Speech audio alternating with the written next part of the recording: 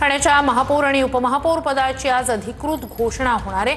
महापौरपदी शर्मिला पिंपळोलकर, उपमहापौरपदी कृष्णा पाटील हे असणार आहेत। ठाण्यात मुख्यमंत्री उपमुख्यमंत्र्यांचे बॅनर लावत जय्यत तयारी करण्यात आलेली आहे। उपमुख्यमंत्री शिंदेंच्या उपस्थितीत ठाणे महानगरपालिका महापौर आणि उपमहापौर विराजमान होणार आहेत। याचा आढावा घेतला आमच्या प्रतिनिधीने।